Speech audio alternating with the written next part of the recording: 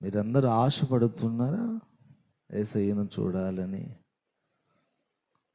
యేసయ్య మీద ప్రేమ ఉంటే తప్పక ఆయనను చూడాలని ఆశ వస్తుంది.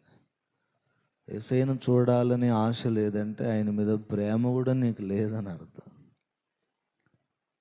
If anybody person like that who is loving very much and not want to see, ఎవరైనా అలాంటి వ్యక్తులు ఉన్నారా? నేను వాళ్ళని చాలా ప్రేమిస్తాను కానీ నేను చూడను అనే వాళ్ళు ఎవరైనా ఉన్నారా? నువ్వు ఎవరిని ఎక్కువ ప్రేమిస్తావో వాళ్ళని ఎక్కువ చూడాలని ఆశపడతావు. అది అందరికీ వర్తిస్తుంది. యేసయ్య విషయంలో కూడా అది కరెక్టే. అయితే ఒక ప్రశ్న మీ అందరికీ, యేసయ్య ఈ కన్నులకు కనబడడం గొప్ప విషయమా, మన మనోనేత్రాలకు కనబడడం గొప్ప విషయమా? చెప్పండి. Small question. ఏది గొప్ప? ఇప్పుడు ఈ కళ్ళుతో మీరు నన్ను చూస్తున్నారు కదా, అలా యేసయ్య మనకు ఒక ఆకారంగా కళ్ళ ముందు మన ప్రార్థన గదిలోనూ ఒంటరిగా ఉన్నప్పుడు నాలాగేలాగ జుత్తు పెద్ద వేసుకొని గడ్డం పెట్టుకొని తెల్లటి వస్త్రాలు వేసుకొని కుమారుడా బావును అని మనకు కనబడడం గొప్ప దర్శనమా?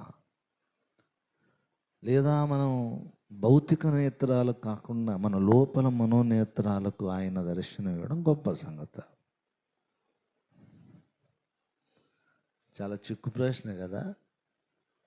చాలామంది యేసయ్య నాకు దర్శనం ఇచ్చాడనే సాక్ష్యం చెప్తారు. దాన్ని విని ఎందరో ఉబ్బు తబ్బిబైపోతుంటే యేసయ్య కనబడ్డాడు ఈ కన్నులకు.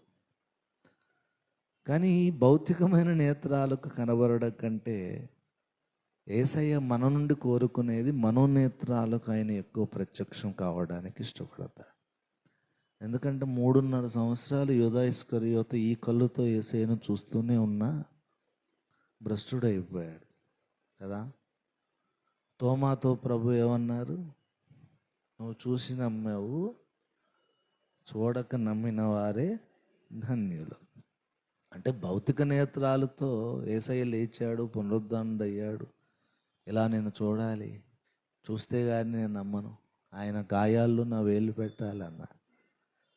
అలాంటివి కోరుకోవద్దయ్యా, అది విశ్వాసానికి విరుద్ధం. అది విశ్వాసం చూడకుండానే నమ్మాలి, అది గొప్పదన్నాడు యేసయ్య. చూచి నమ్మిన వారి కంటే అంటే ఈ భౌతిక నేత్రాలతో చూడకపోయినా మనోనేత్రాలతో చూడాలి.